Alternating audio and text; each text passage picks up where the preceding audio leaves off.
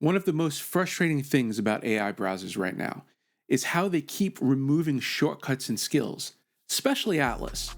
It felt like we were finally getting power user tools, and then they just disappeared overnight.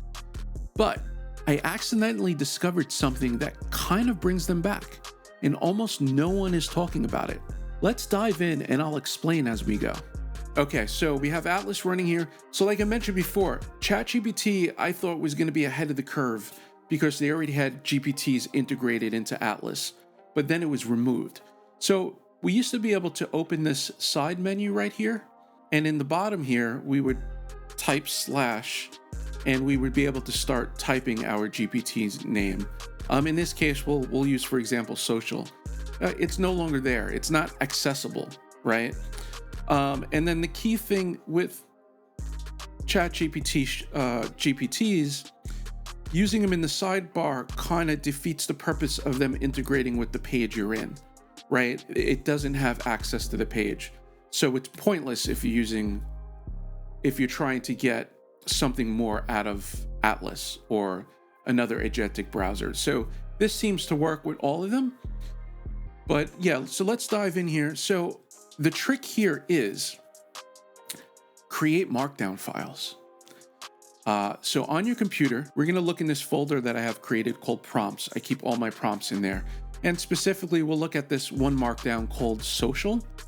If we go ahead and open that into text edit, we'll see it's just a straightforward markdown. I use this to auto post to different social medias, my YouTube videos. It doesn't really auto post, it just writes everything out so you can copy and paste. It makes it a little cleaner. The point here is being able to call up prompts that you already have written from within an AI browser like Atlas. In this case, we have our prompt in a markdown. So all we have to do, and for this instance, let's go to my last video. I'll have the audio off. Let's let it go through commercial real fast, and then we'll pause it. We can't do the slash social like we wanted to with GPTs, and hopefully they'll bring this back at some point. The key here is if we click the plus button and go to add photo and files, we can now add a file. So if we add our social MD file, click open. Now, another key thing in a lot of these markdowns, even though you put the file there, it's not going to know to run it, right? So inside your markdown or your prompt, usually I have different commands to do different things. Even if it's a one-off, I usually have in there like run. So in this case, I use the word run. So I have the file there. I will just type in run and hit enter.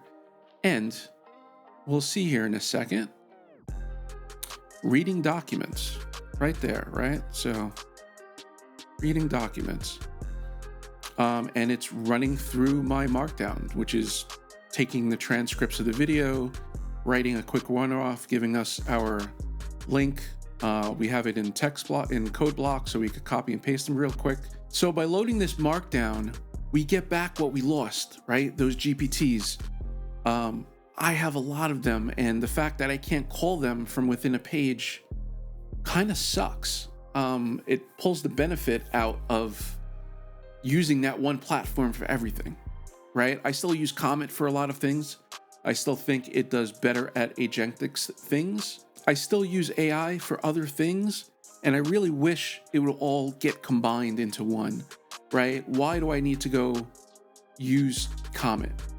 Basically because the agentic browsing is better there. The problem with all these browsers is sites are starting to lock them down. And even though there was things you would be able to do with them prior, they're all coming back to the same level because of security, and everyone's locking down security.